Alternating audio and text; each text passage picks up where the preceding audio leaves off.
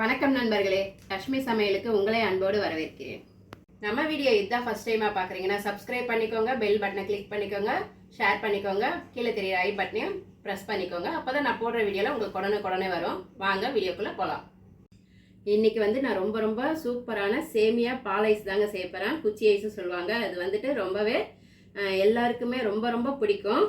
அம்மா இது 90s கிட்ஸோட favourite தானே? ஆமாம். அவங்கெல்லாம் அந்த காலத்துலலாம் நாங்கள் சின்ன பசங்களாக இருக்கும்போது வெளியே பெல் அடிச்சுட்டே போவாங்க, சைக்கிளில் கொண்டு வருவாங்க. நாங்கள் இந்த ஐஸுக்காக பின்னாடியே ஓடுவோம். போய் ஒரு டம்ளர் எடுத்துகிட்டு போய் அதில் போட்டு எடுத்துகிட்டு வந்து சாப்பிடுவோம். அந்த அளவுக்கு ரொம்ப நல்லாயிருக்கும். அதே மாதிரியே நம்ம இப்போ வீட்டில் செய்யலாம். எப்படின்னு பார்க்கலாம் வாங்க. ஸ்டவ் பற்ற வச்சுட்டு ஒரு பாத்திரத்தில் நம்ம பால் காய்ச்சிக்கலாங்க. நம்ம இதை திக்காக அப்படியே பாலை காய்ச்சி எடுத்துக்கலாம்.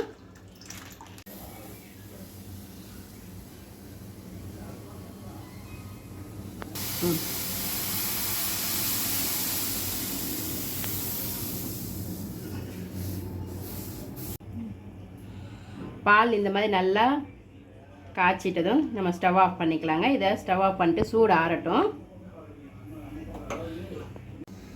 ஸ்டவ்வில் ஒரு பேன் வச்சுக்கிட்டேங்க. நான் சேமியா நீட்டு சேமியா தான் எடுத்திருக்கேன். இதை நம்ம உடச்சி போட்டு லைட்டாக வறுத்துக்கலாம்.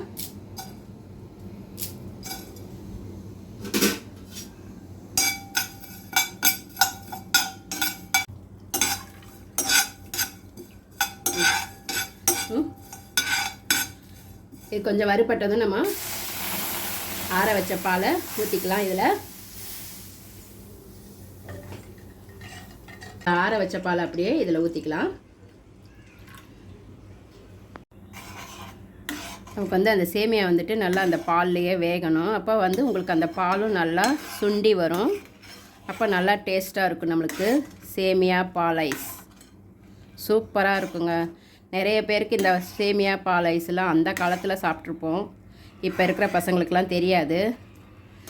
நம்ம வாசலில் பெல் அடிப்பாங்க, ஐஸ் வராங்க சொல்லிட்டு பின்னாடியே ஓடுவாங்க இந்த ஐஸ் வாங்கிறதுக்காக. அதெல்லாம் ஒரு காலம். இப்போ நம்ம கையாலேயே இப்போ செய்ய போகிறோம். பாருங்கள், நம்மளுக்கு சேமியா நல்லா வெந்துருச்சு.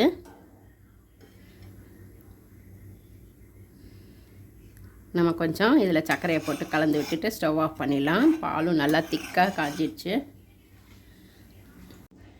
நான் இதில் 3 ஸ்பூன் சர்க்கரை போட்டுக்கிறேங்க. நம்ம ஸ்வீட்டுக்கு தகுந்த மாதிரி போட்டுக்கலாம். எனக்கு 3 ஸ்பூன் போட்டால் சரியாக இருக்கும்.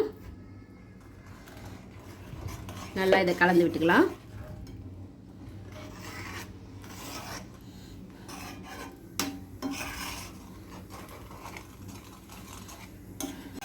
பாருங்கள், நல்லா பால் சுண்டை காய்ச்சியாச்சு.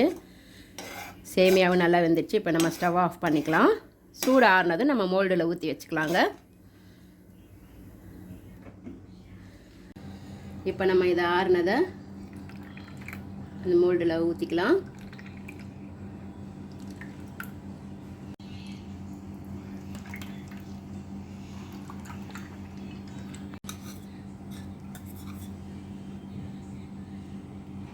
இப்போ கொஞ்சம் இதில் எல்லாம் போட்டுக்கலாங்க.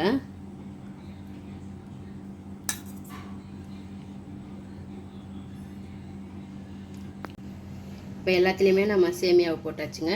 இதை போட்டு நம்ம இதை மூடி வச்சுக்கலாம். இது ஒரு நைட்டு ஃபுல்லாக ஃப்ரீசரில் இருக்கட்டும். காலையில் பார்க்கலாம். நம்மளுக்கு சூப்பரான சேமியா பால் ஐஸ் ரெடி பண்ணி வச்சுருக்கோம். இப்போது இதை ஃப்ரீசரில் வச்சிடலாங்க. காலையில் பார்க்கலாம். சூப்பரான சேமியா பால் ஐஸ் எப்படி இருக்குன்னு பார்க்கலாமா?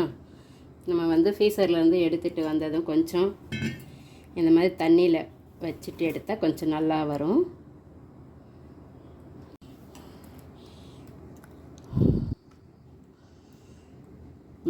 சூப்பரான பால் ஐஸ், சேமியா பால் ஐஸுங்க.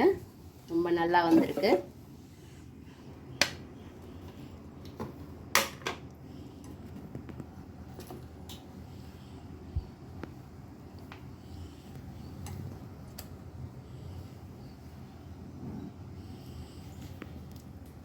இது டேஸ்ட் எப்படி இருக்குன்னு பார்க்கலாம்.